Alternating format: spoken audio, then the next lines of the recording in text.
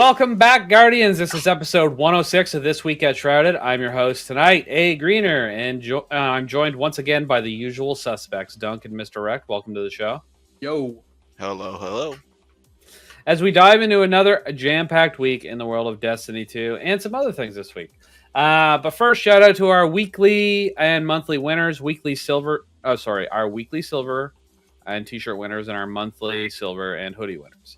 Our 2,300 weekly silver go to Legacy Phoenix. The t-shirt this week goes to SGC_Orion.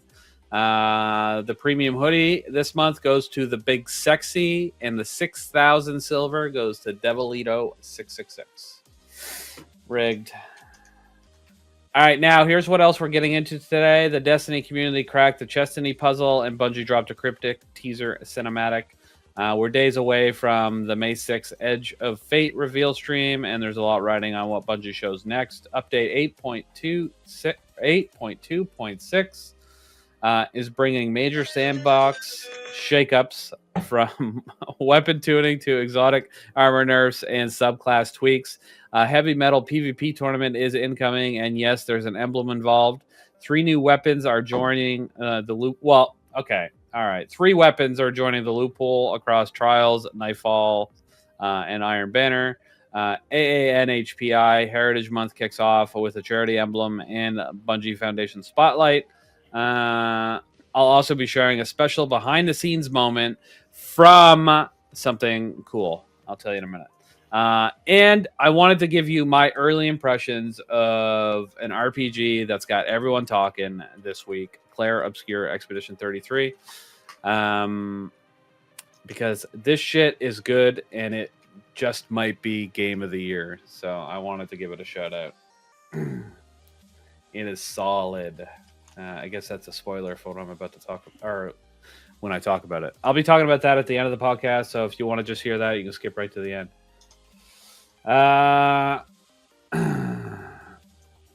All right.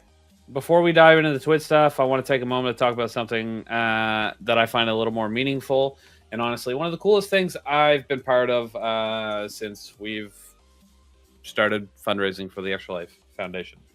A couple weeks ago, I was contacted by the IWK Foundation. That's the IWK Children's Hospital in Halifax, which is the hospital that we... all the money that we raise for Extra Life, that's the hospital it goes to.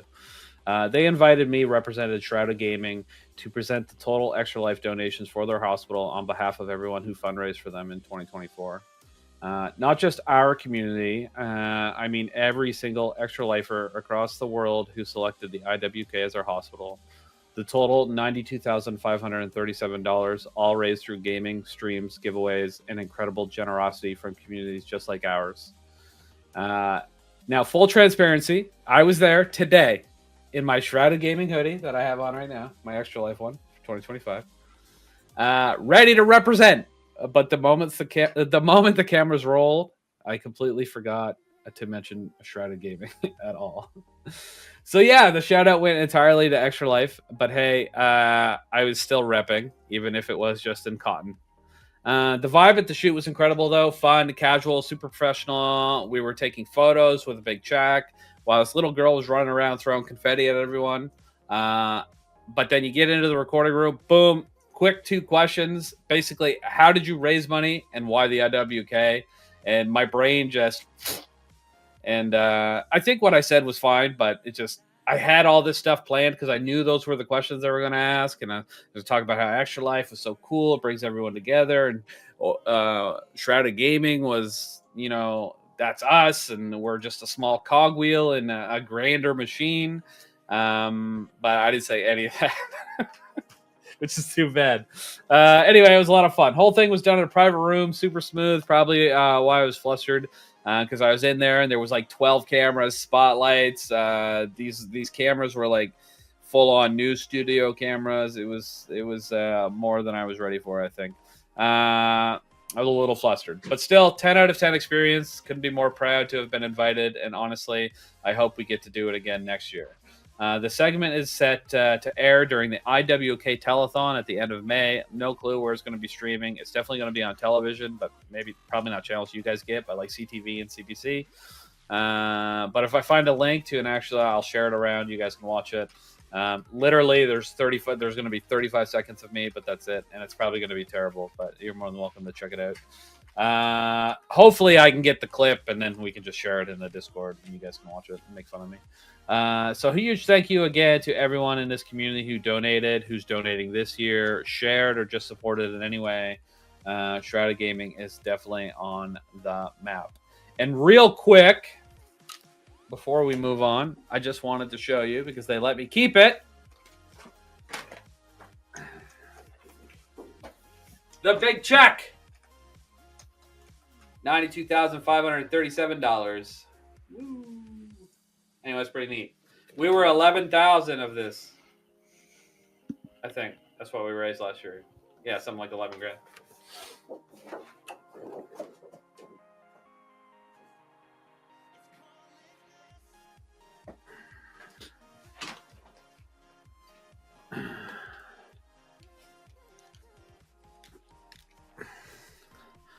Oh, and here, I should have probably put it on my computer, but I didn't. So here is a photo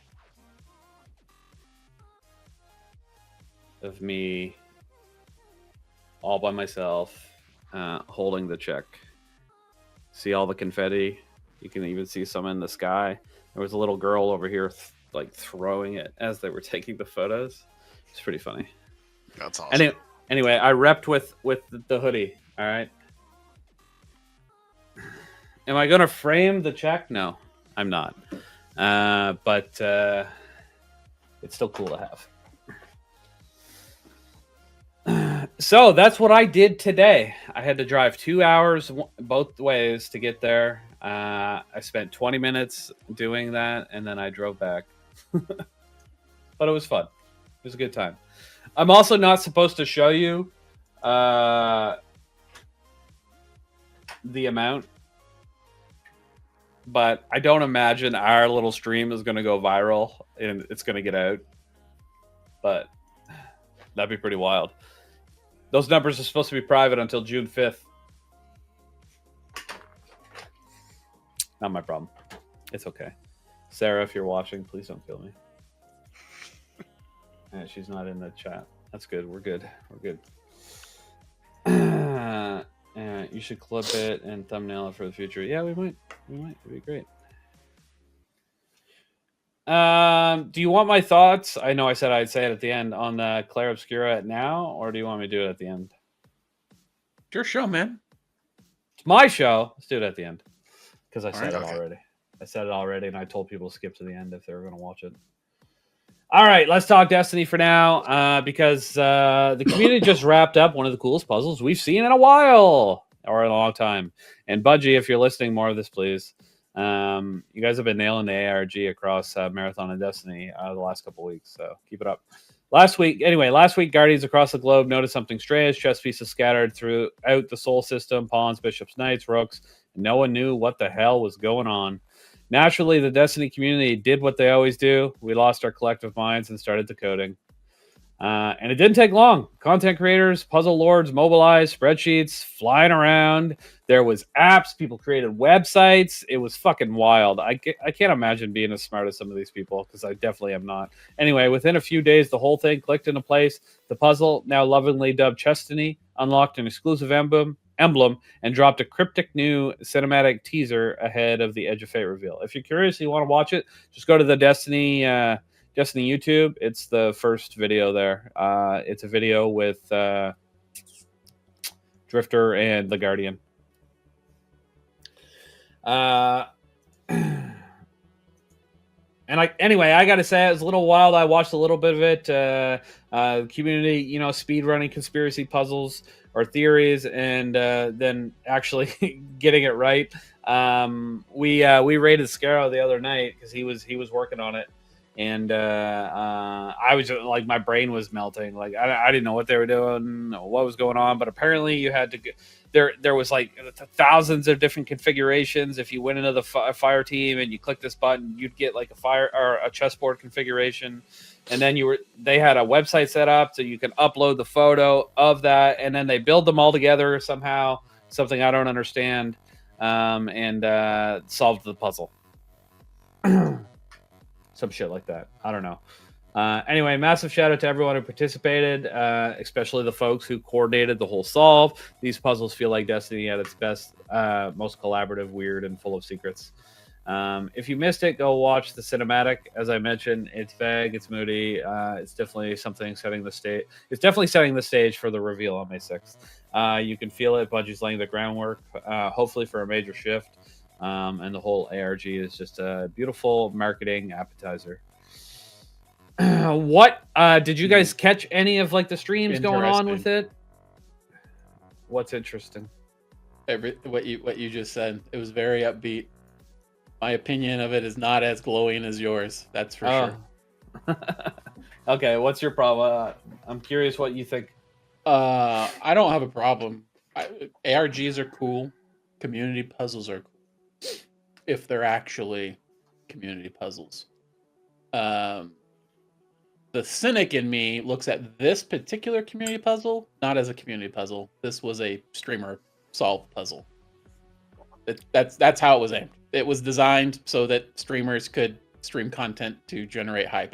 The marketing thing. It wasn't really a community puzzle. There's no way the community themselves, any individual person was going to have any opportunity to solve anything, right? And there wasn't any forum that was going to do it to allow just regular old folks to gather all the necessary information to make it happen. The only reason it happened is because a bunch of streamers with resources made it happen, right? It doesn't strike me as cool or fun or whatever in any way, at least not in how I play the game. Did I go collect my chess pieces and turn in my board? Yeah. But only because I knew there was going to be a loot incentive. So that's it. That's it. That's the only reason, right? I find all these ARG puzzles are basically streamer related, though. If you think of other puzzles we had in the past, like Niobe Labs, you didn't need everybody from the community to turn in a bunch of stuff so that Niobe Labs could be solved. Right. Yeah, everybody had the exact same opportunity to solve that, even though nobody actually did. Bungie had to end up giving us the solution for that one because even people talking on raid secrets about it couldn't figure it out. But that was more of an actual community effort, right? This one is not that same kind of thing. This one was clearly all marketing. And was designed so that, community streamer puzzle solvers, probably Scaro specifically, and Milo, had an opportunity to go out there and organize this. Now, I know there are other streamers involved. Yeah, they're the only ones that matter, to be honest. It's those two. That's the ones everyone's watching when it comes down to these ARGs, because they were the one that solved the Marathon one. They were the ones that solved this one. I see the comment in chat, Debbie Downer. Listen, I just call it how I see it. This wasn't a community puzzle. This was a marketing experiment. I feel like most of them really are, even if you're right about Niobe Labs, probably the Sunwell thing too. But the concept of that is to get people into is really to get the community hype and get the Twitch numbers up and use it for marketing. I find they're all for marketing. I always think they are, even if they're built a little different. You're right on this one.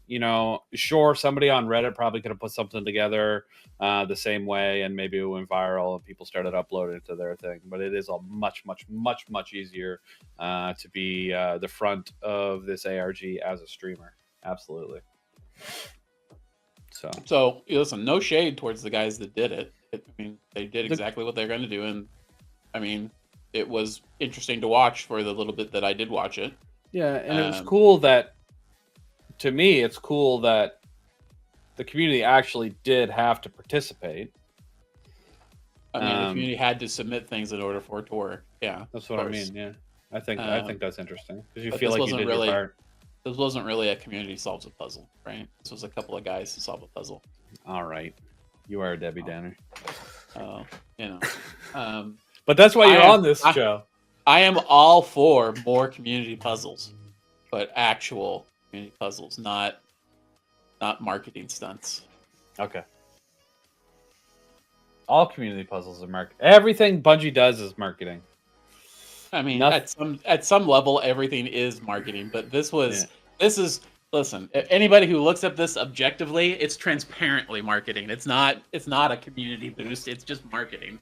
That's all it was. Yeah, absolutely. You know? It's a marketing for the reveal. Like even the video we got was all about Drifter talking about something being out there, leading into this reveal on May 6th. It was all yeah. Sure, you got that emblem and you got the Taken shader, right? I think that's what basically there's a the ship reward. and there's a sparrow as well. Yeah, nobody gives a shit about that stuff. And if you did your solve, there were 3 shiny adepts as drops as well. I didn't know that. That's cool. I like that. I guess I have to go do that, right? Is there a YouTube video on it? Of course. Nice. That's why they make these things, so that content can be made, Greener. Come on. And people get excited, and then they go play the game. Yeah, it's marketing. I know. I'm aware. I'm fully aware. Yeah. All right. Anyway, Doug, what do you think? Yeah. I mean, I never completed it. I got most of my chess pieces on Tuesday when I realized, oh, hey, chess is a thing for some reason. And, yeah, that's about as far as I got. But, I mean, it is 100% marketing. It absolutely is marketing. I mean, we have our reveal this Tuesday, which I'm actually hopeful about. I won't say excited, but hopeful. Yeah, I don't know what to think at this point. Yeah. I'm not gonna give an opinion until I've actually seen it, because I'm gonna be there. I'm gonna be watching it live, so we'll see. But I mean, it's cool. I like puzzles. I like when Bungie does something like this. I wish it was more on the level of the Quarters of Time, because that was a great puzzle. But I also understand that we're not going to ever get anything to that depth. Probably ever again. Which is, again, fine. I mean, you know, community puzzles, getting the community together, that would always be a really nice thing. Kind of pull everyone together to lean towards one big objective. That's not just one marketing thing. My brain just melted. I forgot the word I was going for. But ultimately, I mean, cool little puzzle, cool little rewards, I guess. I mean, emblem looks okay. Of course, everyone's going to love the weapons and or hate them. So.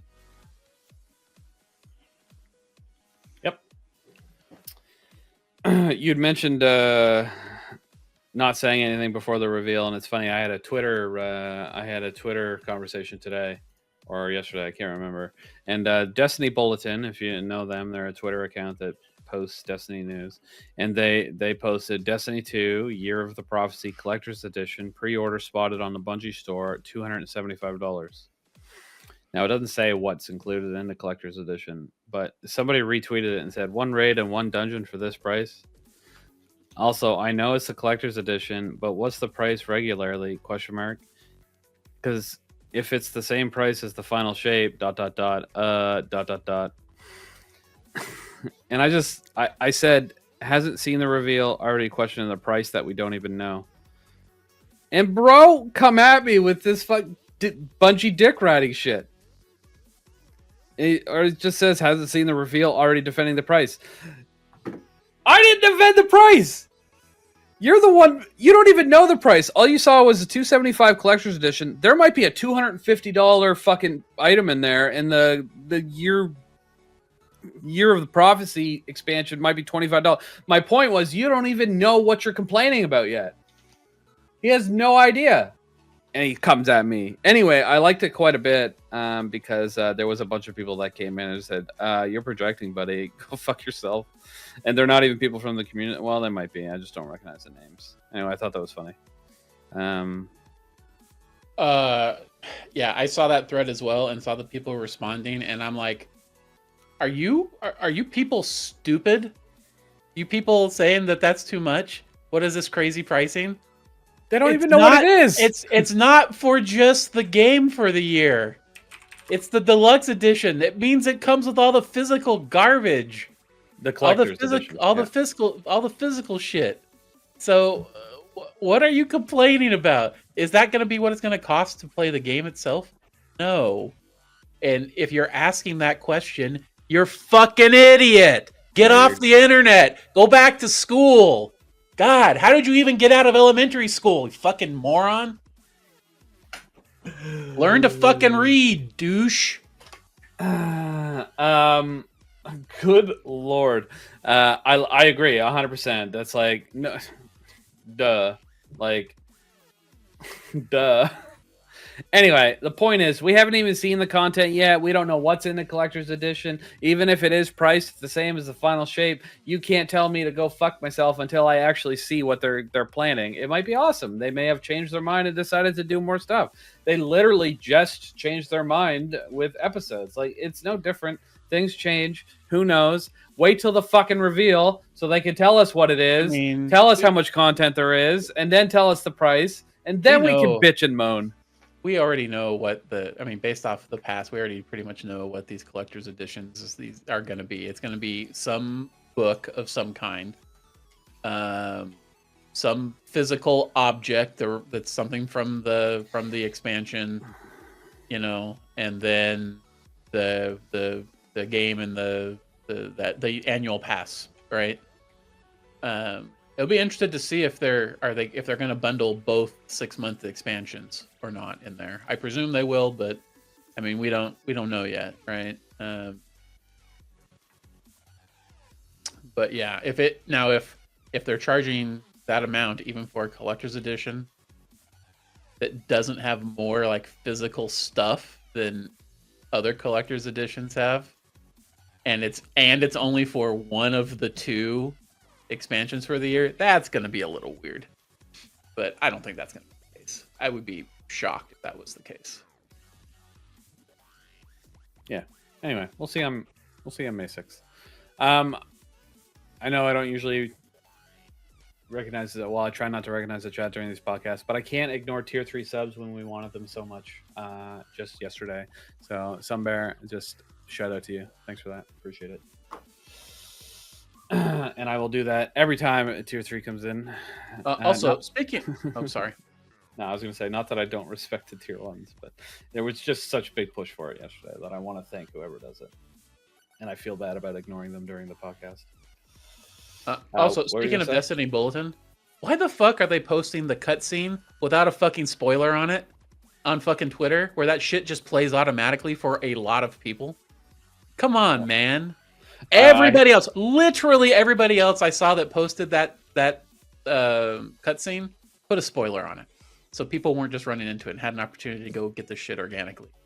Fucking dumb engagement farming. You know who else is a fucking moron? Needs to go back to school. Whoever's running Destiny Bulletin. Asshole. He's not an idiot. He's an asshole. He needs to go back to fucking personality school. It's not you, I don't is like it? No. I would like and retweet every Shrouded post if that was me. I don't like either one of those accounts. There's 2 of them that are basically the exact same. They literally post the exact same thing back to back. Either one copies the other one or the other one copies the other one. Pretty much exactly word for word. They post within like 2 minutes of each other. It's crazy. Anyway, I ain't got much to say about it. I went and looked at it on YouTube. I didn't see it on Twitter, but my Twitter's been mostly full of the Canadian election, so maybe I missed some Destiny stuff, which is totally possible.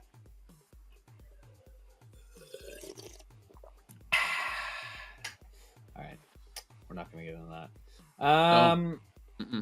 What do you mean no? I can do what I want. I wouldn't though. Okay, so How much of this did I do? Get in. I don't know if I did anything. All right. Okay. Yeah. So May 6th, 9 a.m. Pacific. It's going to shape up to be a big Destiny reveal of what we're supposed to be getting for the next year. It's going to be good. It's going to be awesome. Let's cross our fingers. Hopefully, it is the best thing we've ever seen in our life. That's when Bungie officially unveils the Edge of Fate, the next big expansion, and the start of an entirely new year of Destiny 2 content.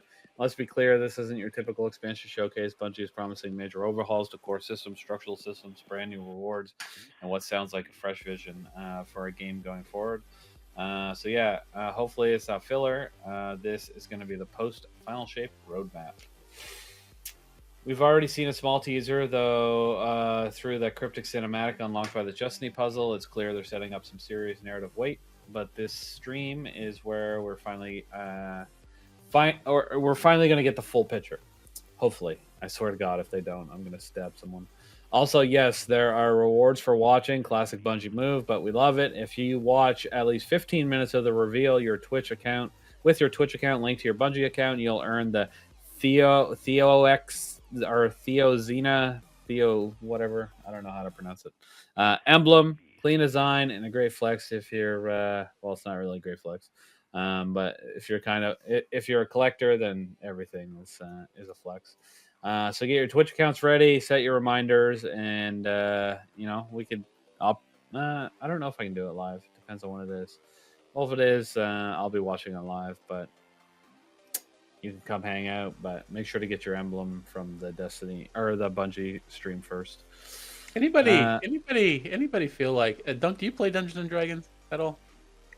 I have. I've been playing a bunch of Dungeons and Dragons online lately, so to a degree. Just every time Greener gets onto his script, I feel like a dungeon master's reading flavor text to me. Anyway, I can see it. Is that a bad thing? Not necessarily. Could be considered. Anyway. Maybe I just gotta get better at reading. So it sounds more interesting, or maybe I should go over it more than when I'm putting it on. Whatever. Anyway, it doesn't matter. Where was I? I don't know. All right. Anyway,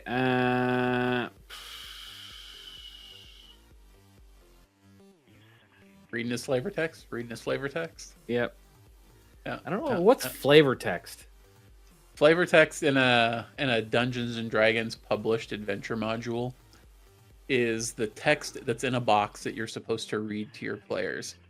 That most GMs that are comfortable with a little bit of improv never actually read. Read it. Okay. They just know what's supposed to be there, and they explain what's going on. They set the scene naturally with a natural cadence to their voice.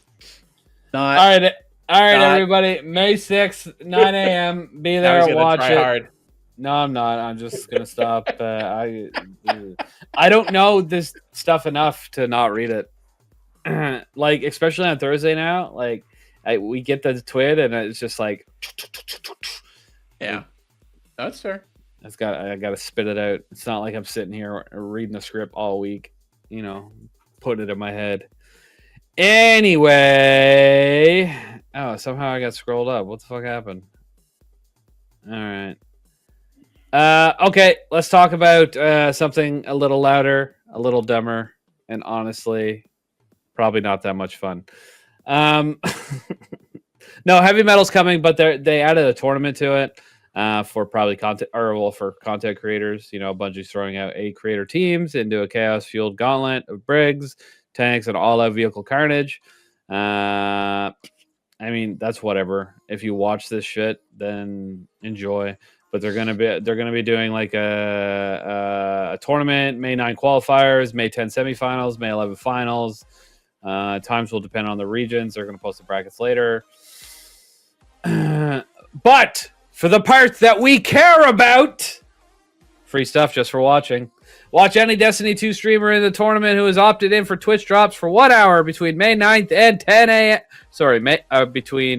For 1 hour between May 9th at 10 a.m. Pacific and May 16th at 10 a.m. Pacific, and you'll get the Mad Dog emblem. I actually didn't see this one. I want to look it up.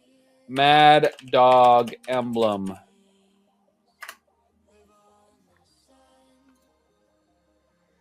Oh, that's actually a good emblem, though. That's wild. It's all right. What do I got here for displays? Oh, yeah. Okay, check this emblem out. Wow. Look at that bad boy. Look at that. I like this mostly. Like, this is cool. This stuff on the side here. But, like, this little dragon thing. That's the actual emblem. Is what's cool. Yeah. Neat. All right, so you might actually care about that stuff. You can check it out. All right, hold on a second. I forgot that I had display. I wanted to show the emblem that we talked about earlier, but which is the Edge of Fate reveal emblem, and that looks like this, which is also very interesting. Ironically, I don't like the icon as much as I actually like the emblem itself. But the emblem looks cool. All the colors, or the way they faded in it, beautiful. Love it. Give. Please give more. Give more, chat. All right, emblems for days. And then if you didn't see, there's been 2 free emblems the last 2 days. So check them out in the Shrouded Gaming Discord. I put links to both of them in the announcements channel. So if you don't listen to the announcements channel, that's your own fucking problem. You should, because 1% of the time we put interesting things in there.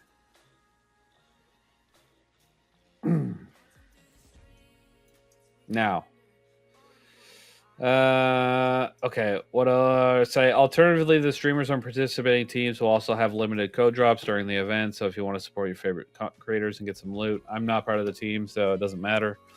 Honestly, it's cool to see Bungie lean into the chaotic community events. I do like it. It's not for me. I don't care. I don't watch Destiny streamers.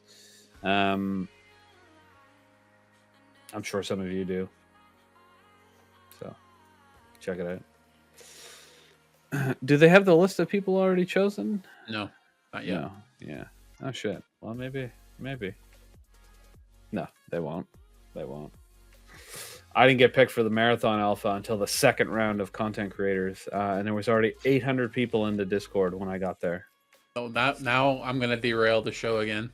This shit on Bungie once more. Okay, go. So they just that would the Marathon is are they just finishing their alpha? Is the alpha done? No, still the alpha's done on the 5th. Yeah, alpha's done on the 5th.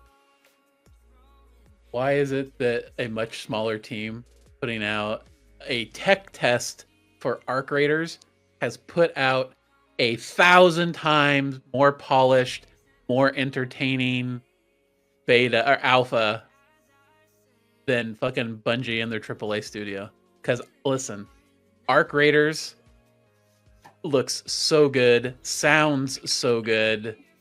The mix of enemies to players is good. The itemization is good. The weapons are good. Sound design is good.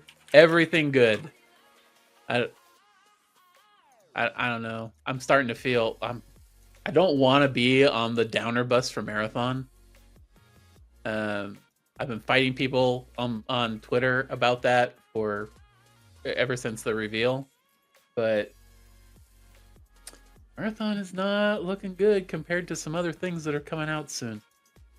So, well, we all have our different pushes on that. I don't really want to play a third-person extraction shooter, to be honest. I did look at Arc Raiders. It does look good. It sounds good. I hate third peeking. It's really annoying. That's fair. It's part of what makes games like Tarkov and what I think Marathon is a lot of fun. I do hope they add a lot of stuff to it by the time it launches. But I'm definitely not on the hate train like Mr. Tassie has been all day today because of this Arc what's it called again? Arc something? Raiders. Arc Raiders. Yeah. I watched a little bit of it. Yeah, it's definitely got the extraction feel. People were having fun. They were fighting. They were doing their thing. The robots that were flying around look cool. The effects when you shot looks great. Absolutely, this thing does look like it could be a lot of fun. It does make you wonder, but I also don't know how many people have been working on Marathon from Bungie. I don't know how long they've been working on it. As far as I know, Arc Raiders has been in development for like 8 years as well with the small team. Yeah, and it shifted from a PvE looter shooter to an extraction game at a certain point. It was originally going to be an MMO light looter shooter. But when I look at Marathon, I don't imagine this huge Bungie development team. It doesn't feel like that to me. If it is, then yes, they. I'm a little they gotta confused pick on it up. what they want Marathon to be. Like, do they want Marathon to be an arcade? Do they want Marathon to be an arcade extraction shooter? Because it kind of, that's the impression I got. I haven't played it obviously because I haven't gotten into I never got into the alpha, but that's the impression I get watching the game. A more casual, friendly arcade style looter shooter. But if that's the case, I feel like they need to lean into that even more than they already are. Yeah, maybe. Feel like they've it been needs to be making a even lot of faster changes paced too. So than what it is, if they want that feel. I don't know. I like the heat stuff. That I slows the gameplay down. I don't have a problem with heat management being a thing. Like, some people are like, just get rid of the heat altogether and just let people do all the wild and crazy movement. No. I don't think that's necessary. I don't have a problem with you having to build into it, but even if you've built into it quite a bit, like, you can find some pretty cool montages of people moving around. But at the end of that montage, the thing you'll see every single time is they're out of heat by the time they finish that montage, right? I just feel like if they want to go the arcade route, even if they keep the heat meter, and obviously they have to keep the heat meter, it's integral to like the game and the loot. A lot of the loot, it interacts with how you're going to interact with your heat meter, especially like your implants and whatever, your mods, right? They could still lean into making the game faster paced in general. I don't know. I feel like Marathon's got a little bit of a weird identity crisis right now, but maybe that's just because it's in alpha. I don't know. I do think some changes will be made. They've been taking a lot of we've been a part of multiple developer Q&A, like voice Q&A sessions, giving our opinions, updates, asking questions, telling them to change things. They've done patches during the alpha that adjust a lot of things and do that. So it sounds, hopefully they're gonna do at least more, another alpha, at least an open beta, gather more of this information, refine the game to what they think is the majority of what people want. We'll see in September, and then if there's actually significant updates as the game moves forward to get it in a better place, to add more content, to add more maps, more weapons, more things to do, more quests. I think the quest system right now, well, you could use a little work, but it's really nice. Like, I played Tarkov for years and I never did any of the quests. They were annoying and boring. I like the ones in Marathon so far. So as long as I keep that going, keep it up, it makes it interesting. You usually have to redo them after every reset, which is a little annoying, but that's just how extraction shit. You can't have an extraction shooter that doesn't reset. Really. Well, you probably can build it in a certain way that I don't know. When I used to play Tarkov, like by the time you got to the end of that reset, I guess, or whatever you want to call it, like the game got boring because you just had all these fucking, like, if you played it enough, you were just super powerful. You walk and just kill everyone and just take your loot, which feels good, obviously, but there's a certain point where you want that thrill of the hunt back. That's the whole point of an extraction shooter, is the thrill. And if you can just go in there over and over and over again because you've got so much money, so much loot, that it doesn't matter if you lose everything, the thrill's gone, right? Yeah. Sure. So, Anyway, I think it's really good. I think it's actually quite polished for an alpha. Obviously, they got some of the look stuff that they need to work on, but like the way the game moves, the way the game works, the way the game feels, the way everything clicks, how fast you can jump into a game, like the fastest any extraction shooter I've ever played in my life. Like it's the smoothest experience from menu to screen that of any of them. Now, mind you, none of them have been AAA studios, and that's the reason why. Their servers probably blow, so like moving gear from place to place, like it probably changes hands on all these AA studios, and they don't know how to manage that properly. But it's nice that that's smooth and clean and feels good. Anyway, yeah, we got on a marathon kick here. I think Archriders looks good. I'm not interested in playing it until later. I might check it out when it comes out. It's only going to be $40. It might be a really fun third-person extraction shooter.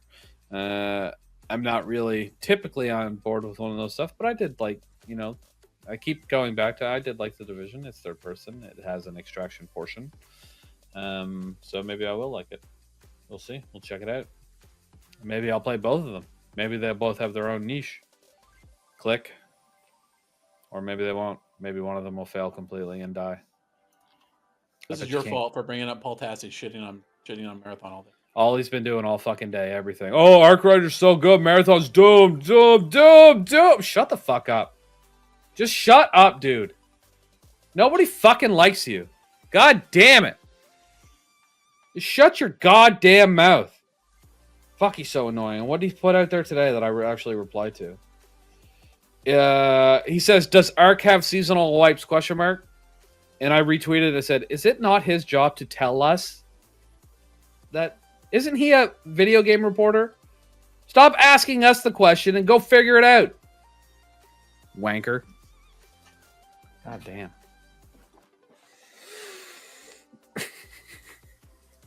Anyway, it's never good when I retweet Paul Tassi, because if he responds, then his fucking little boy toy lovers come flying into my chat to kill me. Like, legitimately.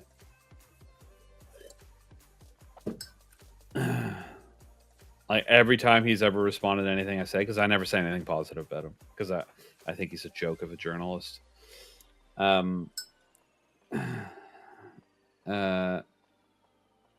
They always come and defend him because it pops up in their Twitter feeds, right? Because he replied. Yeah. It's never a good thing. It's never a good thing.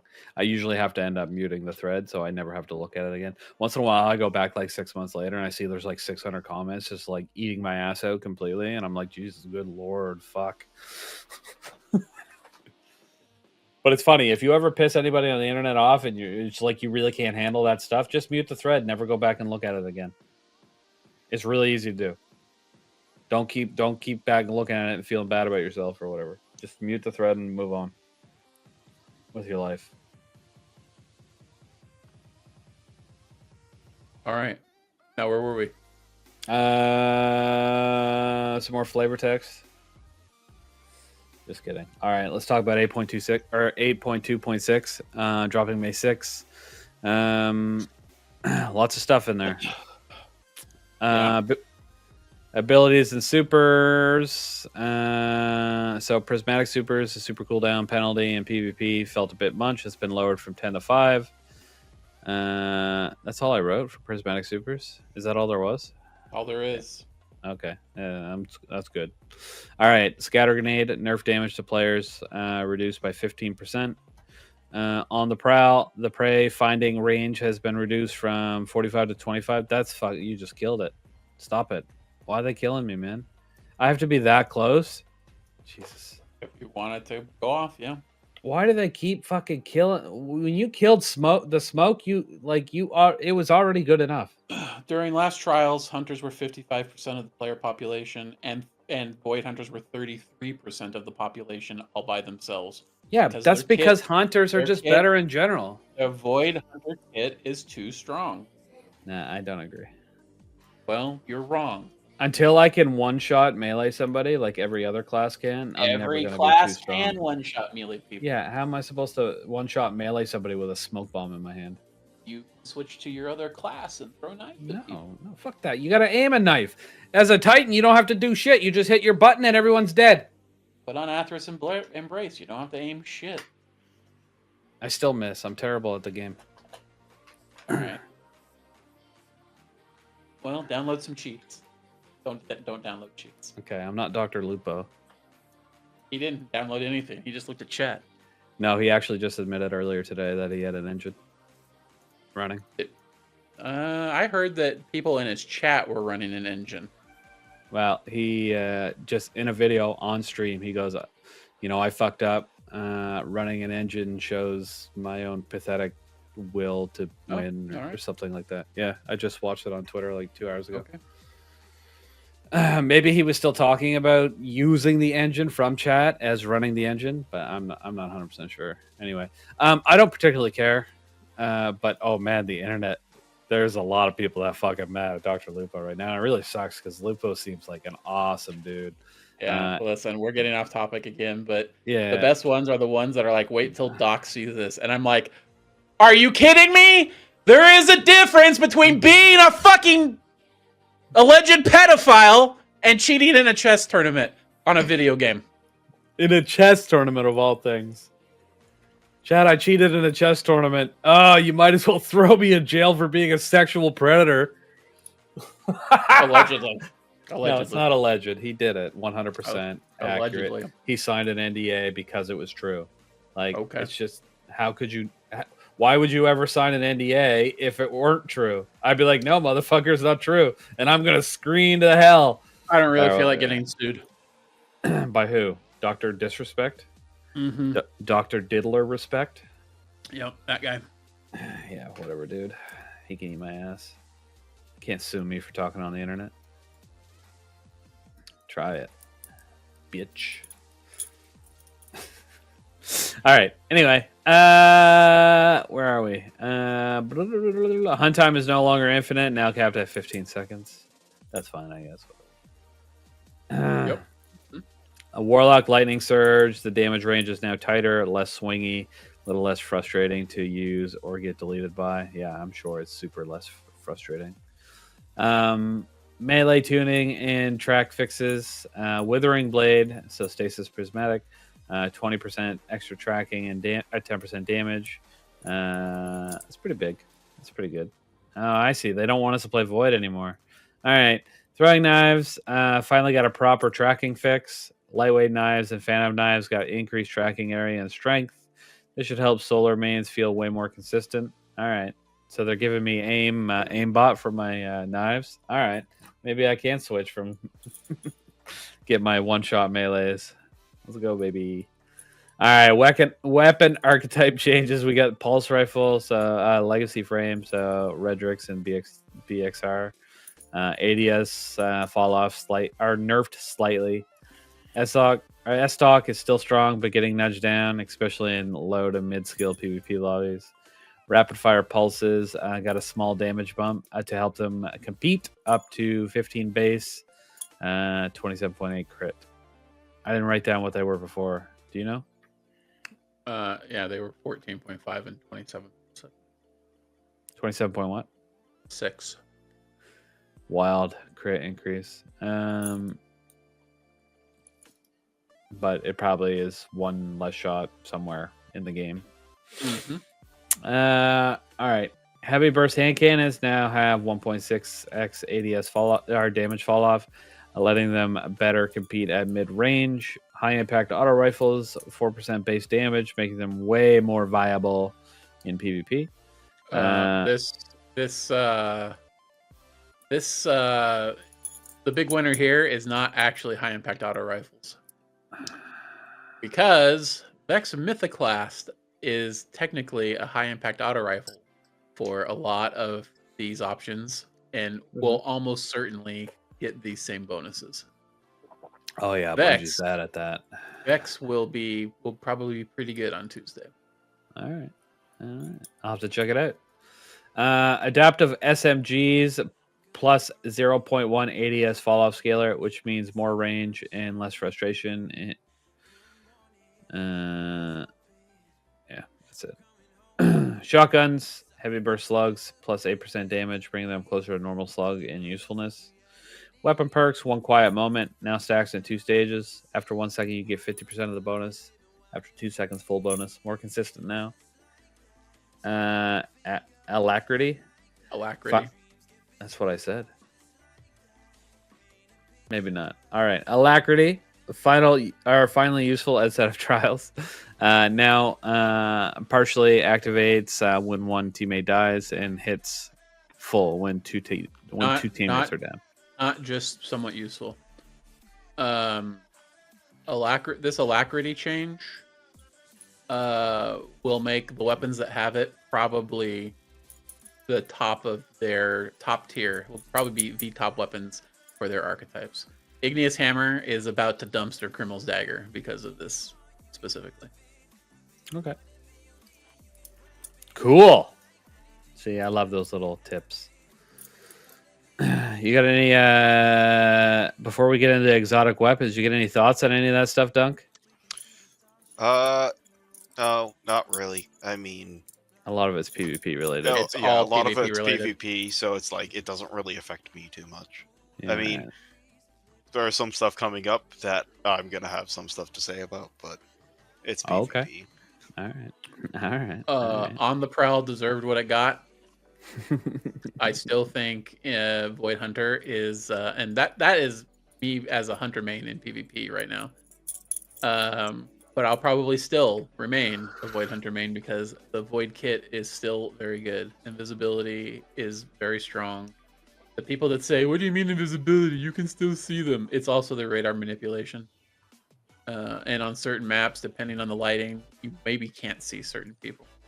I don't think, and for Rendrix, I don't think this change is going to necessarily dumpster Rendrix, but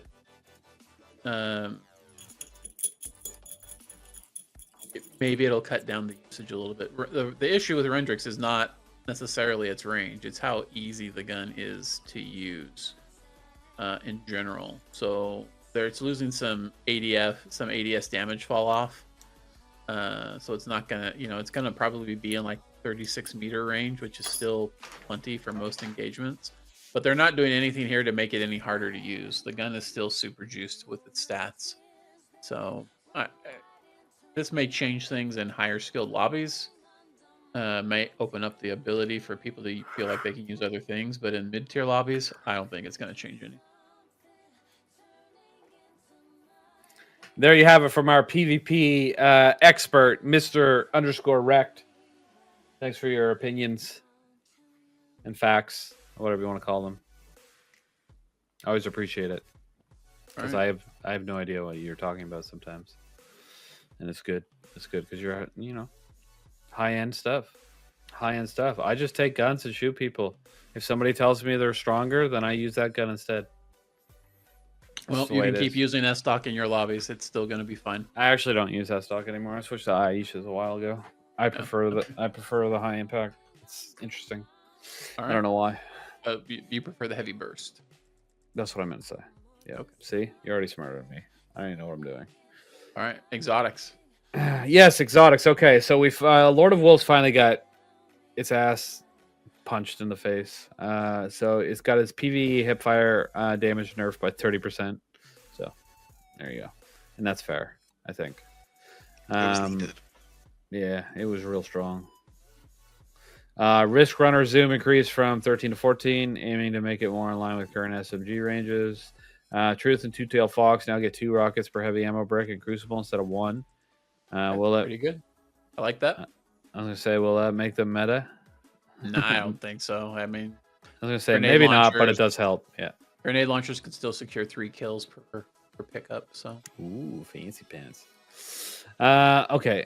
I don't know how to pronounce Alethonim. Alethonim.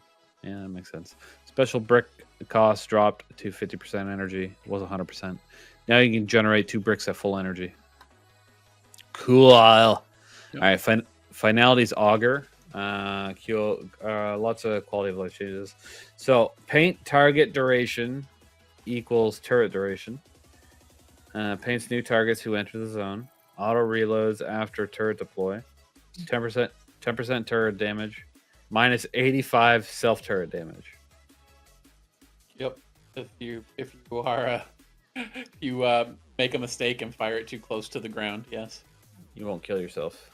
Won't kill the turret. Turret won't kill itself. I haven't really used Finale's Augur since I got it because it seemed really boring and bad. I don't know if this changes it, but makes it more interesting at least. All right, heavy armor changes. Radiance Dance Machine nerfed hard on mouse and keyboard. Minus 60% accuracy bonus and minus 60. Wait. These changes aren't. No, these are changes to both sandboxes. These are the changes they're putting into everybody. They're going to do some additional nerfing for mouse and keyboard later. Oh, okay. All right. Well, the current one's 60% minus 60% accuracy bonus, minus 60% aim assist fall off. So basically, if they're more than 4 inches away, then your aim assist is gone. I'm just kidding. It's not that bad, but it's definitely going to pull them out of the meta. That's for sure. Further reductions on special tune exotics like Last Word. Jesus, come on, man. Fuck. Just because people like using guns doesn't mean you have to absolutely gut them. All right. Dodge energy refund reduced from 33% to 20%. That's PvP only. That's fine, I guess. Whatever. All right. Titan. Lion Rampart gained RDM hipfire bonuses.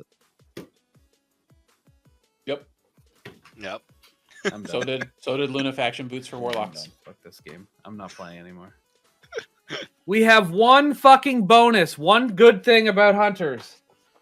Are you fucking kidding me? Yes, I am. I fucking hate playing PvP as a hunter. Such a fucking moron. You need to get your ass back to school with those other idiots talking about the fucking collector's edition. Yeah, but why when we have something good, instead of just nerfing it, which they're doing, they're also giving it to the other classes. Like, that's not the... Okay, you guys have awesome fucking shoulder charge. I want shoulder charge as a hunter now. Give me shoulder charge. Give me that weird fucking purple bubble that sucks the soul out of me as a warlock. They're not giving abilities out. Yeah, it's not the point. The point is you guys got good shit. We finally got something that's good. Let us have it. You don't need it. It's not that you got something that's good. It's that you got something that is overwhelmingly powerful in the Crucible. They just nerfed it by 60%. That's not enough? Everybody has the ability to hipfire now. Why is that a problem? Because it was mine. You still have it. I want to be the only one. Away from I you. want to be the only one that has it. Well, too bad. Ah! Fuck, loser. That's such dog shit. All right, I have to mention the raid that we got in chat. Hi, guys. We're recording a podcast. We typically don't talk to the chat, but I got to shout out Shays for the 26-viewer raid. I appreciate you. I hope you had a great stream. Don't feel like you got to stick around. We've got to focus on this here. Appreciate you. All right, you're probably right. Whatever, but this is crazy. Like, it's crazy. It's crazy. Like, it's not good, but that's for another reason. The reason RDMs have been going crazy in the Crucible is because of a mix of how good they make guns and then a tiny bit of the dodge energy refund. But it's mostly how good they make guns feel, especially legacy frame weapons and a couple of other outliers like Lodestar. By giving the same hipfire ability to the other classes in the sandbox, if the changes they make, if the nerfs that are coming out to the hipfire ability don't turn out to be significant, it's going to make Crucible insufferable because it's just going to be that shit everywhere. Everybody's going to be hipfiring all the time. If they're gonna nerf it hard, they should have just taken that hipfire gunplay off of RDMs altogether and just went back to having it just be a dodge exotic. Personally, that's my personal feeling on the matter. Or not give it to everybody. No, just take it out entirely. No, I'll keep it and then nerf it or buff it. I want it to be good in trials again. I'm just kidding. Obviously, that's not reasonable. And I'm mad that they took my crutch away from me. And now they took my crutch away from me and they're giving it to everyone else. It's like, why even be a hunter anymore? I don't even understand. So dumb. You may think it's dumb, but trust me, I feel overwhelmed by other classes all the time. Such everybody does when they lose. The number of people that post nerf this class or nerf that class or Bungie always nerfs my class always amuse me, because listen, this is gonna maybe inflame a few of you people out there, but if you are not of the opinion that Bungie nerfs all classes evenly, then you're a fucking idiot. And you should possibly go get kicked by a dog. I don't know. Anyway, but you're an idiot, man. You're a moron. Bungie nerfs all the classes. They hit every class hard. It happens all the time. Sometimes classes get to be way out of band for a long time. Titans have had that happen, and Hunters have had that happen most recently.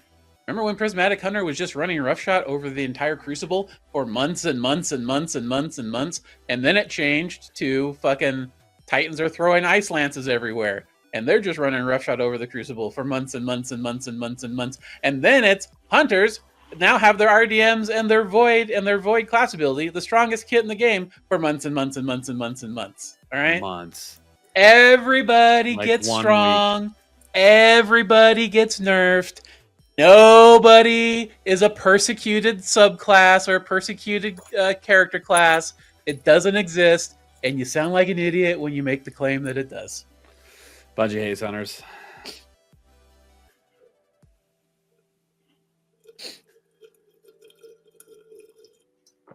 I'm just kidding. I see you, Tribal, and I will yell if I want to yell.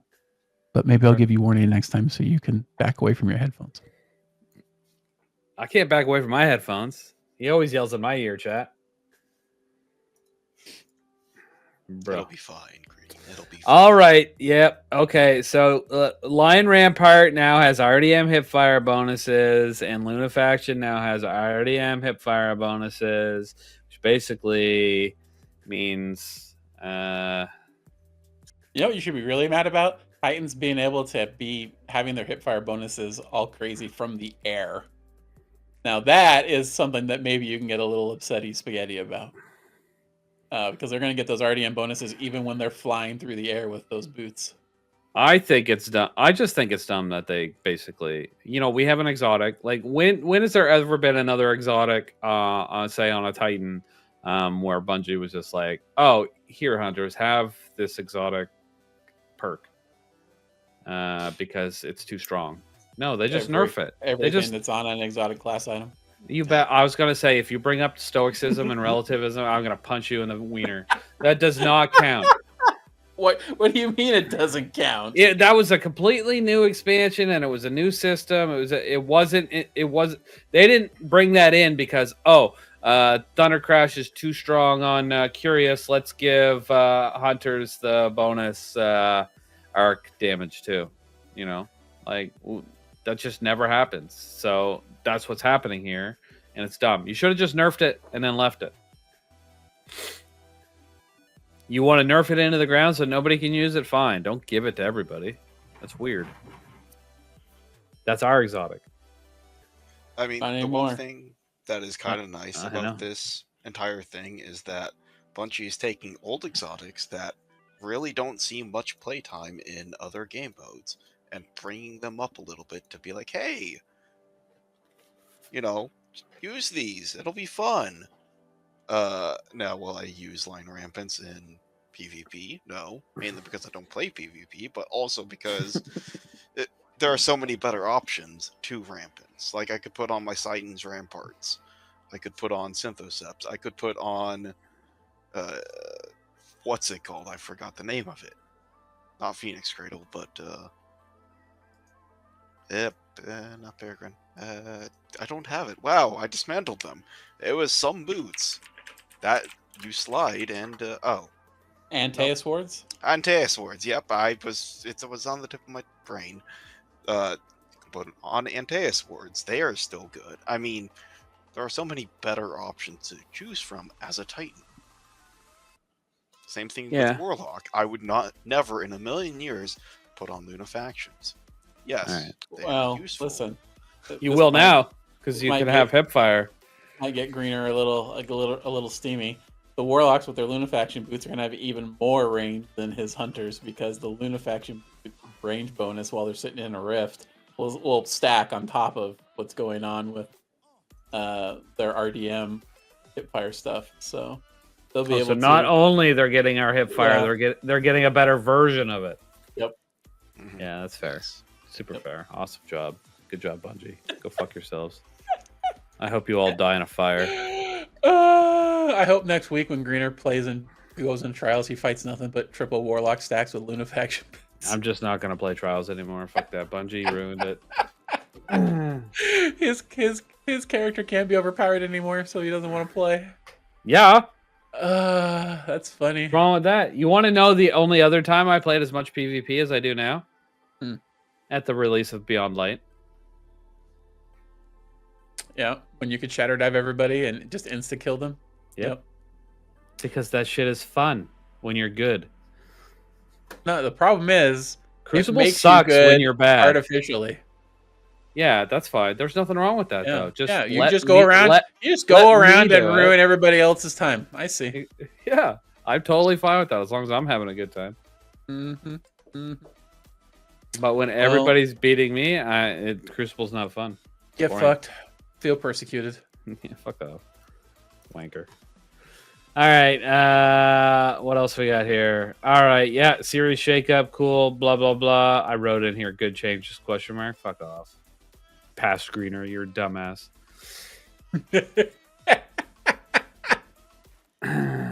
All right. Okay, so I got a little bit confused by this. They've got new weapons written all over everything. New. But then they say Trials of Osiris, the Inquisitor. It's new this season. That's not a new gun. Yep, that's true. It has a new loophole. I don't care. It's not a new gun. Just don't say 3 new weapons and not mean it. You lying fuck. Are you really complaining about Inquisitor coming back? It's going to be an even more juiced version of Inquisitor that already exists? Is that what you're complaining about? Oh, yes, give me slide shot, opening shot. Please, God, I love you so much. Oh, maybe bait and switch on a slug. Let's go, baby. Yes, I know. I know everything that's good on there. I'm just annoyed. Just make another fucking, just give it a different name. I don't fucking care. Or don't call it new. It's not new. It's the same gun. It has different perks. I will point out that it doesn't technically say new weapons. It does say new rewards. It said new weapons last week. Then I don't fucking care. It said it's possibly not last week. This only showed up today. What do you mean? No. We talked about this last week already. 3 new rewards. Trust me, they announced it last week. They didn't have the names of them yet, but it was. We already knew Inquisitor was the Trials gun that was coming back. They'd already told us that. Yes. Okay, I didn't read everything. Okay, we've known that for weeks and weeks and weeks and weeks and weeks and weeks and weeks. Nobody told me. All right, we never once talked about it on the podcast, but we knew about it. Yes. Fuck you. I'm getting mad at this podcast. Let's get through this. So, okay, real quick. I call this one Greener's mad. The thumbnail just needs to be Greener with a rage face. The only mention of new weapons in last week's tweet is for Iron Banner. Fine. I wrote down last week 3 new weapons. I must have just fucked it up, and then now it's in my brain as 3 new weapons. All right. Anyway, let's talk about them in order. So we got Iron Banner, Nature Reclaimed. It's going to be a solar lightweight scout rifle with Killing Wind, Outlaw, Heal Clip, Lone Wolf, Rapid Shot, Shoot to Loot, and 1 pool, Desperate Measures, Kill Clip, Incandescent, Precision Instrument, Box Breathing, Explosive Payload. Origin trait is I I just wrote Iron Banner. It's What's the Skulking Iron? Wolf. Yeah, Skulking Wolf. Fuck's sakes. Oh, man. All right. I didn't really look at these too much. What do we got here? Doesn't really matter for me because it's lightweight. Yeah. It's not They going to don't be look particularly good crazy. in PvP. It's not going to be good. I don't Yeah, know okay. if this would replace my staccato for PvE stuff. There's some stuff in there that's okay. Like PI is fine with a scout. I mean, desperate measures could be good for damage boosts. I mean, everybody likes incandescent, but do you want it on a scout? Yeah, it'd be good on a scout maybe. Incandescent doesn't proc shoot to loot, so you know, I would want shoot to loot explosive payload on this, the same as what I run on my staccato. Yep, that's the exact same role I was thinking of. Shoot to loot explosive. Why do you use shoot to loot? I never run out of ammo. Why do I need to shoot to loot? Well, for instance, you're playing Salvation's Edge, right? And you need to be able to pick up more ammunition for your heavy. It's sitting off the sides of the damage plate between like final damage between damage and final. You can just put that scout on, turn, shoot all the bricks. Now you have all your heavy. Turn back around, go back to damaging the boss. I'm not good at the game like that. My brain would just say, just stop shooting, you're out of ammo. Okay, well. I got a friend request from somebody called Apricot. Yeah, they probably want to sell you some art or some Probably. porn. Or booby pictures. Yeah, one of the two. Or she wants to move to New Brunswick and start a relationship with me, and she's a millionaire based on her fortune that she what's the word when someone dies? So yeah, inheritance. So Inquisitor, you say. Yeah. All right. So Inquisitor, yes. Arc Precision Slug Shotgun for trials. Boom, boom.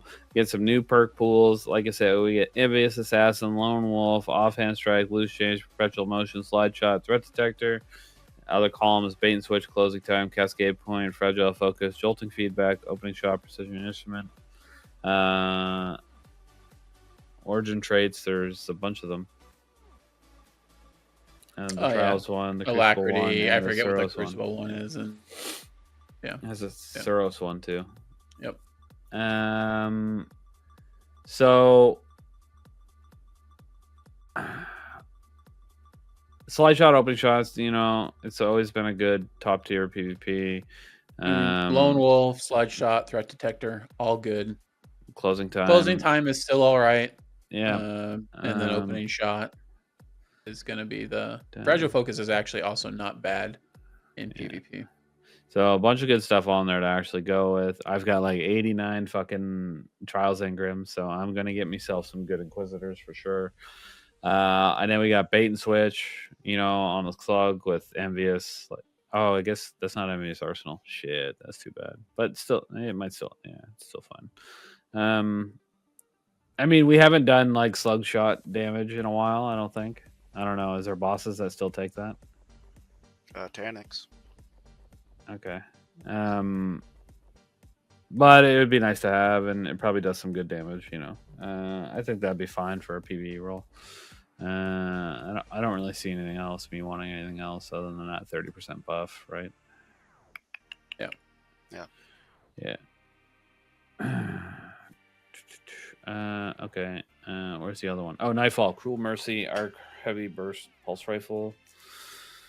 It's gonna be a 2-burst. The new perks for this are Dragonfly, Demolitionist, Eddy, Current, 4 times the Charm, Keep Away, and Lone Wolf. And the other column is Jolting Feedback, Adrenaline Junkie, Headseeker, Frenzy, Kill Clip, Desperado. We got Nightfall, Vanguard, and Omelon. Origin traits. Yeah. So this one competes with Corasion from the first episode of the year.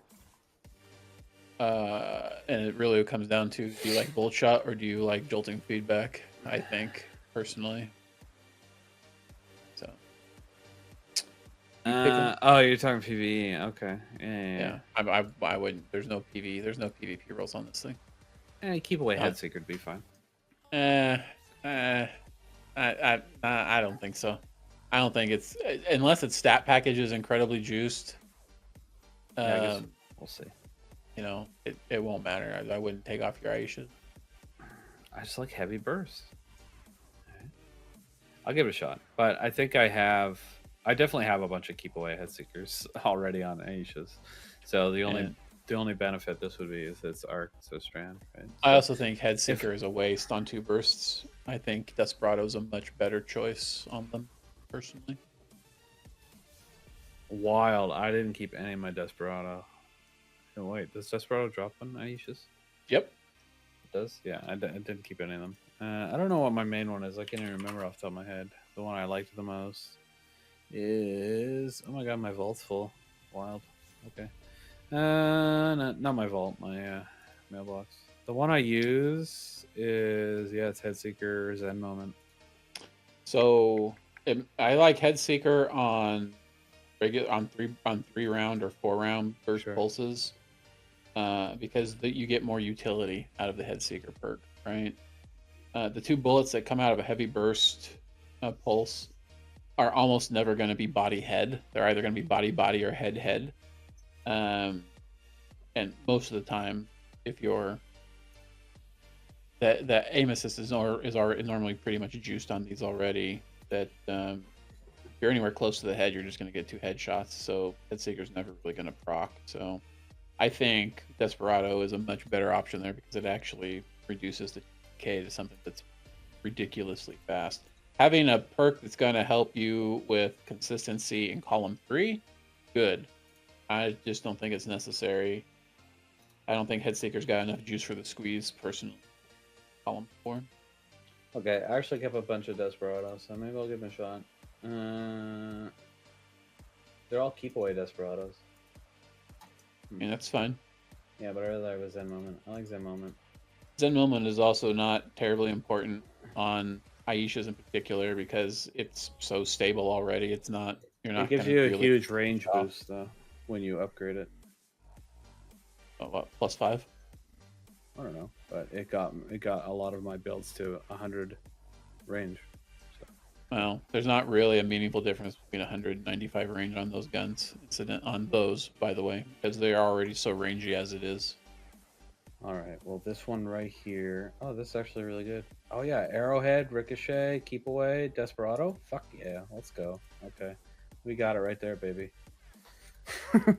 Most of your heavy bursts can very easily hit 40 meters before they even hit 100 range. So there's not really this the one I just big number make brain happy, but doesn't actually necessarily translate to better performing gun on that particular frame. In my opinion. This one is 85 before anything, so I could get that up to 90 with anyway, so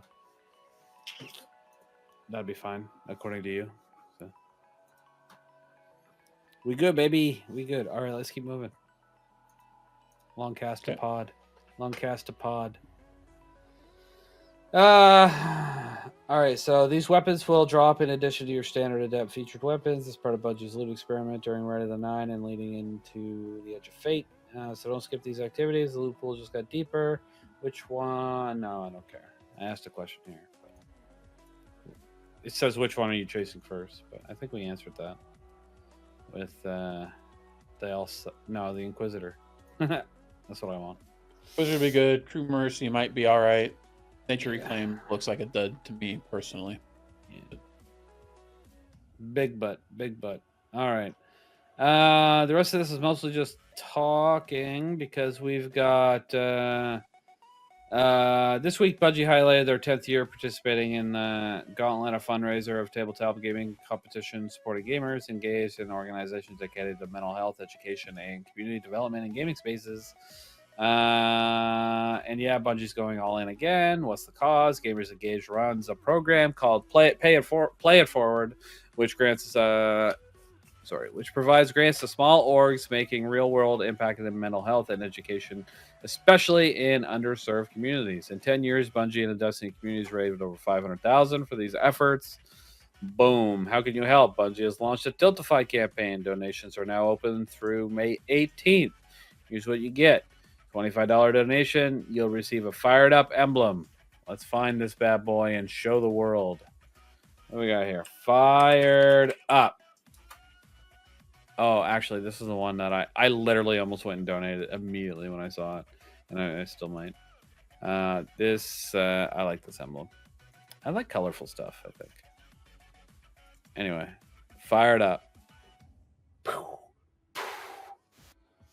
Love it. Anyway, that one's cool. So that's 25er. 25er chat.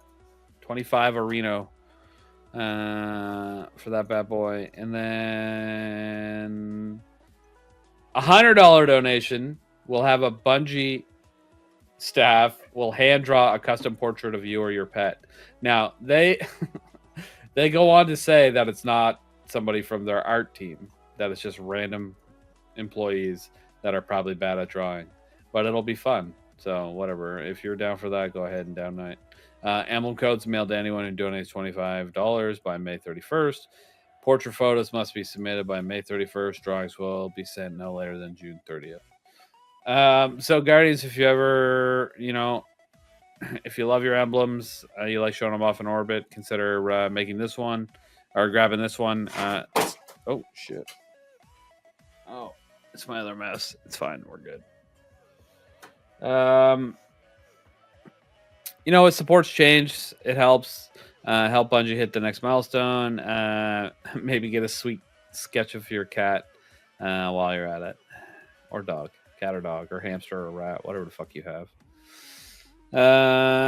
And then let's take a moment to spotlight something else Bungie's doing. It's a recognition of the Asian American, Native Hawaiian, and Pacific Islander Heritage Month.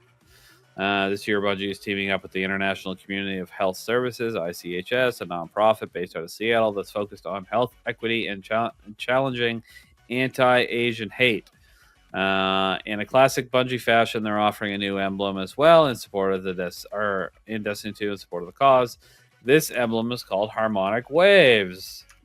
All right, let's look at this one. Jeez, all these emblems. You got to watch TV. You got to donate to charity. It's wild. Here's the Harmonic Waves one. I'm not as big a fan of this one, but I mean, it goes for a good cause, so it's all good.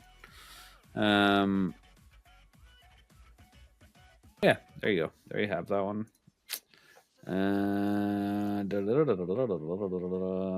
Where was I? So if you're a collector, go grab that one. That one's only going to run you $10 to the charity, so pretty straightforward. So if you've got the means, jump in. Drop $10 goes a long way. No. Oh, I'm down to the Zero to Hero shoutout before my take on the other game. So if you want to talk about anything Destiny related now, it's a good time.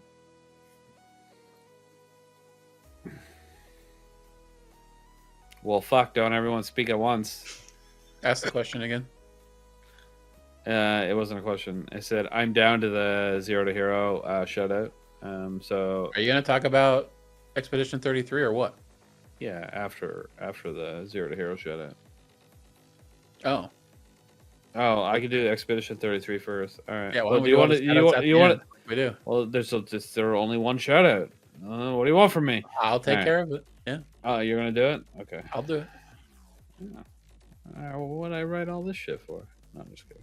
All right, fine. You'll do it. I don't care. No, if you want to read your script, go ahead. Yeah, it's fluffer talk or something. What'd you call it? Flavor text. Flavor text. There it is. All right. Now you can do it all. Okay. Well, shit. Now I feel weird. Okay. Are we done talking about Destiny then? Completely done? You don't want to bring anything else up?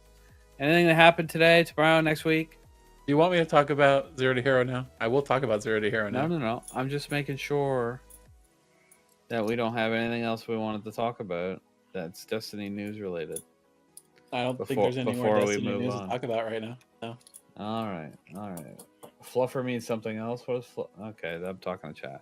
All right. Okay. So I just wanted to give you. I just want to talk about the game for a minute because it's really good. I think it's neat. I've been playing it, yeah, it's sick. So I've been spending some time with the game. Honestly, didn't think it'd be as good as it is, but I picked it up because the internet was saying it was pretty awesome. I'm about 10 hours in, and let me say, what a game! Absolutely game of the year material. It might not be for you, but I mean, if it is, you're gonna love it. First off, combat. It's a perfect blend of traditional turn-based mechanics with like modern enhancements. Makes me wonder why it's never been done before. Well, maybe it has, but just not in a big game. Anyway, there's a real sense of mastery with it. Like, if you're incredibly good at it, you can basically dodge, parry, line up combos, any attack, never get hit. It's a lot of fun. I've unlocked a system where you ignite an enemy, follow it up with a different ability, enter into a stance, and then suddenly you're dishing out massive cinematic damage. Everything just clicks together. It feels great. Love it. What a way to change up the classic turn-based strategy by adding in real-time elements into it. I know it sounds like it's been done before, but trust me, it's good. Compared to something that you may consider that's also like kind of old school RPG with action element, or turn-based RPG with action elements that came out recently, Final Fantasy VII Rebirth. I just want to bring that up. I also enjoyed this, but it feels like a way more traditional structure. But it had enough modern spice that it never felt old.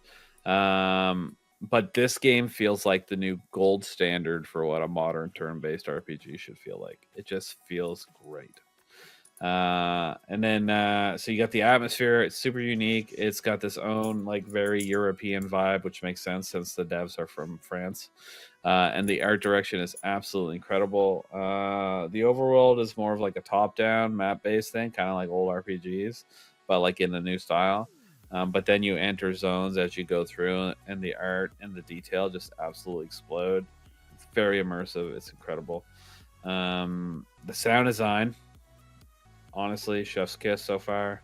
It's not just background noise. It pulls you in. It makes the world feel alive. The music has been great, just absolutely incredible. The story grabs you almost right away, hooks you right in. There's a sense of something really deep going on, mastered, layered under layers. I want to know more about the world, what's going on. I'm actually very interested in the lore, how it works. I'm not usually drawn into this type of narrative, or into a narrative this early, or ever. But Expedition 33 just absolutely nailed it. Other than that, characters, the main protagonist, ironically, looks like Robert Pattinson, but it's voiced by Charlie Cox, which is Daredevil, which already made me do it, like a total double take on it. There's some other characters in the game that are really strong, or early on. I know there's more characters to come, but I haven't unlocked them all yet. However, there's a moment super early on where the main character like completely freezes in a critical moment, and I just hate that shit. It's really hard to play a character that like you lose respect for. It's so annoying. Anyway, I'm hoping there's a redemption arc, because it is tough to play someone who drops the ball that hard. But other than that, game's got me hooked. I'm playing on PS5. The performance is great. It's flawless. I always play on performance mode. It's just the way it is. I like my frames. I'm sure the game looks even better on regular mode. The art is phenomenal. Mechanics, smart and layered. Vibes, all in. So good. Those are my early thoughts. I'm going to keep playing this game. It's great. And if, rich, lore-heavy, rich story, JRPG style, Renaissance art game sounds like your vibe, like you're not going to be disappointed in this. Just get right in there, grab it, buy it. This is not sponsored, by the way. I just think this game is incredible so far, and I wanted to talk about it. Bad about Expedition 33 are the people glazing it incorrectly for things that aren't actually true in social media. If I hear one more person say this game was made by 30 people one more time, I'm gonna lose my shit. The game was not made by 30 people. There were 30 musicians that worked on this on top of the developers. There were additional animators that worked on it on top of the developers at the actual studio. This wasn't all made in house by what's the company's name? What's the company's name? It's called. I don't even know. I forget their name. Sandfall. Sandfall has like 34 people in the credits, but there's about 100 people that worked on this game in the credits. People are talking about it like it's like a completely indie game, and it's not. It had a lot of funding from other people, from big development houses. So let's just chill out. Call the game good, yes. Don't sell some weird ass narrative about small indie game online. I'm sure glad I didn't say anything like that. Anyway, that doesn't take anything away from the game. Everything Oh, I've yeah, seen on the it's game looks still great. amazing. Yeah, I'm it's great. probably gonna buy it and play it when I'm done mucking around with Oblivion. Yeah, I didn't even talk about the voice actor stuff. Like so far, just top notch. But I mean, big names. We all knew they're good actors anyway. But you know, sometimes they just phone it in. Not so far. Just, yeah. I just Good get shit. irritated when people start spouting shit where they clearly didn't put a single critical thought into whatever it is they're saying, whether it's good or bad. It just irritates the fuck out of me. That's all. Yeah, that's fair. Anyway, game's we'll good. play it. Yep. TLDR. I recommend you buy it. It's only $49.99, $40, I believe. yeah. So, is it 40 or 50? I think it's 40. I paid 66 for it, so I feel like it's $49.99. I might be thinking about getting it on CD keys or whatever, because you can already get it on the. You already get it. Those Maybe just sources. Just let me check on Steam. I guess that probably wouldn't help. Edition. Yeah, $64.99. Yeah, there's no way that's 39. It's got to be 49. Your guys' money ain't worth that much more than ours. That would be crazy. You want to talk about what we're talking about money? You want to talk about Xbox real quick? I mean, we could bring it up that they're raising all their prices. Sure. I mean, I think the writing was on the wall when we heard about Switch 2 pricing. But honestly, the Xbox, like, increase that those aren't exactly flying off the shelves now. Didn't Sony increase prices a couple weeks ago too? Though it just didn't really hit the news. Thought I heard. I thought I read on Twitter somebody saying that. Nah, I don't think so. I feel like it would have hit the news. That would have been a big deal. The Xbox would have come out just like the Sony bots are coming out to bash Xbox right now. But you know, what are the prices of the games are going up to $79.99, right? Yeah.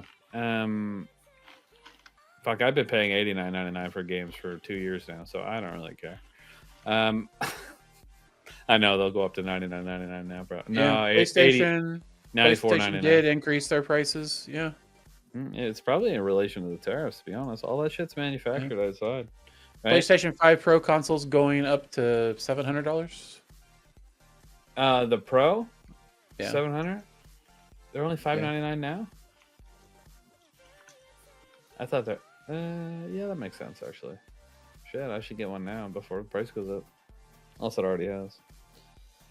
Anyway, everyone's blaming Nintendo, but it's just like I think this is probably more related to potential tariffs than. What do you mean? $80? There's an $8. There's a $10 increase on video games because of tariffs. When 99% of these games are sold digitally. What are you talking about? Who's tariff? Who's putting a tariff on digital goods? I'm talking about the consoles. Calm down about your okay. fucking digital goods. I don't know. That's fine. Maybe it's not tariffs. Maybe it's something else. Maybe it is Nintendo, and they can get away with it now because Nintendo did it. Whatever. I think we've been headed to a price increase in the video game industry for consoles for a while now.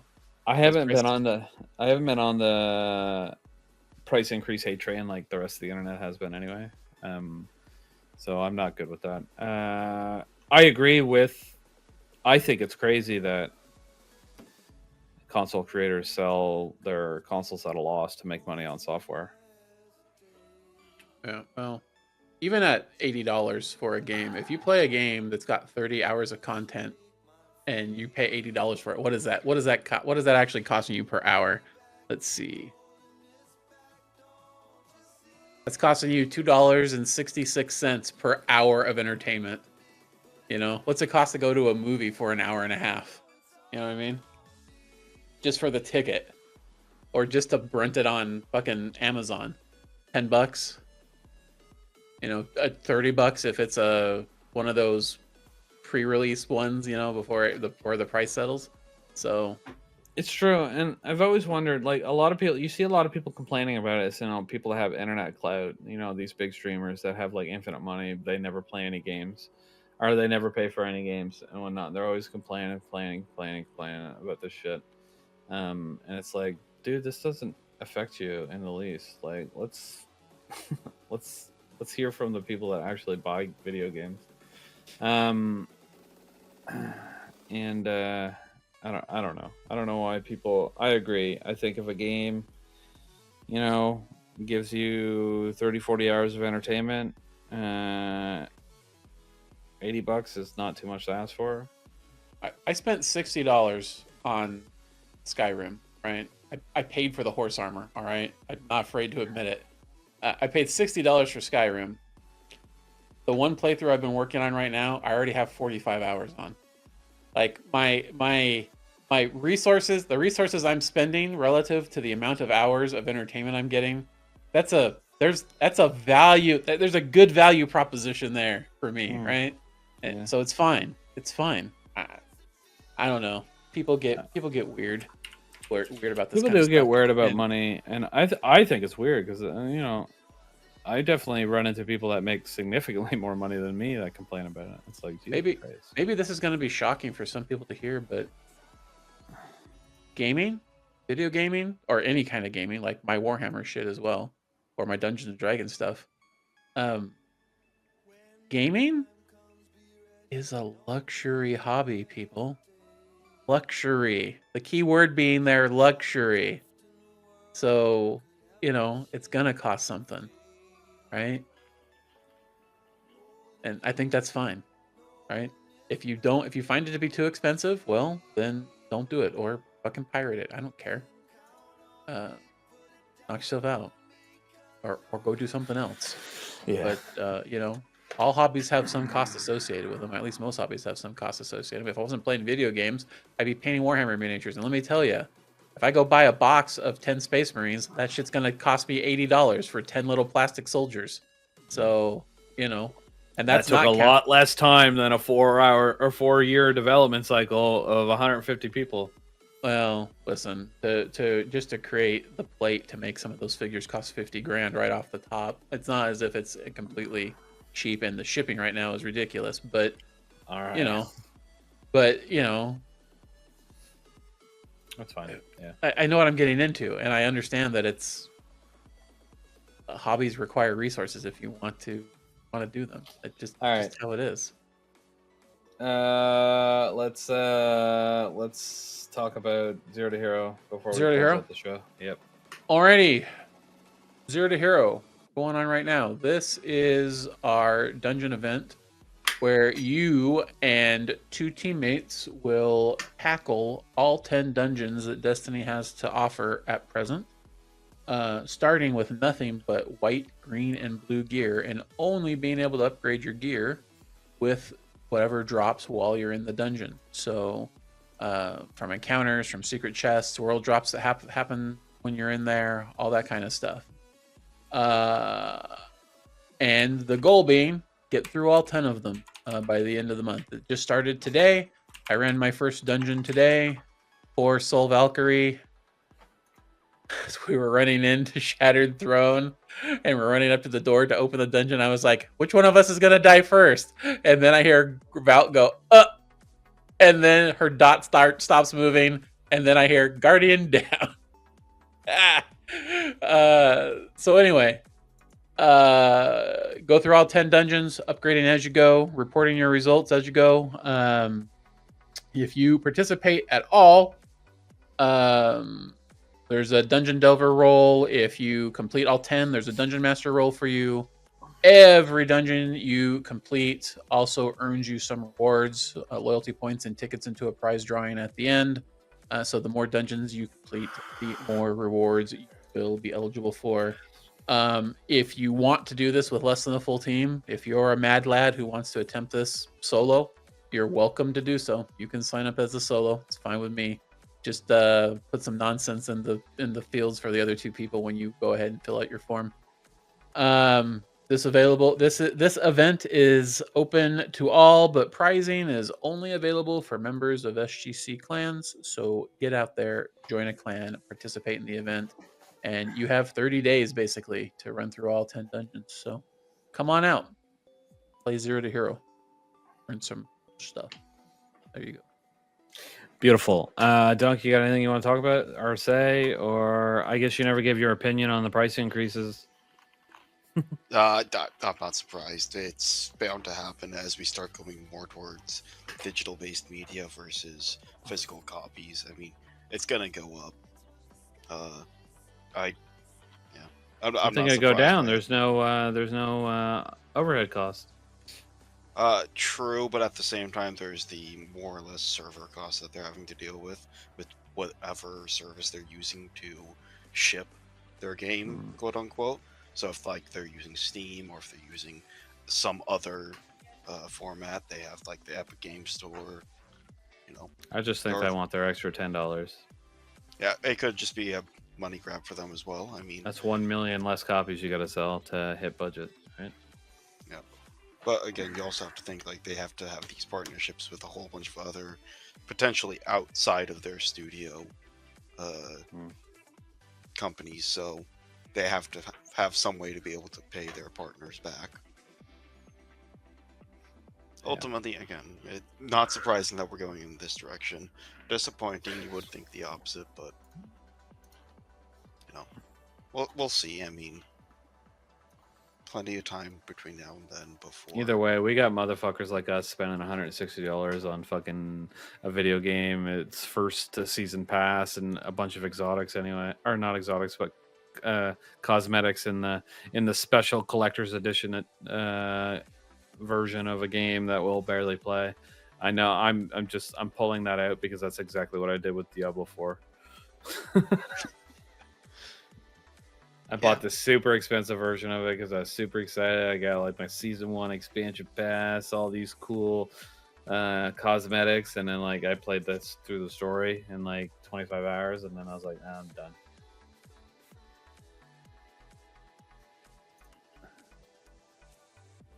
Anyway, all right, we good? We good, Jelly Beans? I think we're pretty good. Greener, are you going to get a team and play Zero to Hero or what? I don't know, man. I don't know if I have time. Takes time. Got stuff to do. Rainbow's still a lollipop. You know what it means. You got 30 days. You Yeah. don't got to do it all at once. I Yeah, said one maybe. team- All right. One team did like 8 of them today, but Okay. you know, you ain't got to be that. You ain't got to be that team. Dunk, you doing Zero to Hero? Yes, I am. See, there you go. Yep, I got Yeah, a I team. got 1,000 things to do though. Whenever I have free time, I'm either doing this podcast. If I'm streaming on Saturday, for example, we're doing a Player of the Month stream. You know, earlier in the day, maybe I could get it done, but then I would have to feel the wrath of something later in the evening. And then, you know, sure, I could do it on Sunday, but, you know, people like to watch me. I guess people like to watch me stream Destiny, so there is that. But now I've got to stream Oblivion yeah. a couple times. We still need to finish Split Fiction. Like, it's... If I had infinite time and no other things pulling me in other places, yeah, I could stream every night, but it's just not the way life works. So, All right, that's fair. anyway, all right, Guardians, that's gonna wrap it up for episode 106 of This Week at Shrouded. We covered a lot, obviously, from my first so from my first Czech presentation with at the IWK for Extra Life, to the first impressions of Claire Obscura Expedition 33, to the full rundown of Bungie's Sandbox patch, new weapons, and final countdown to the Edge of Fate reveal next week. Massive shout out to everyone grinding out Zero to Hero this month, and congrats again to this week's stream winners that we'd mentioned earlier.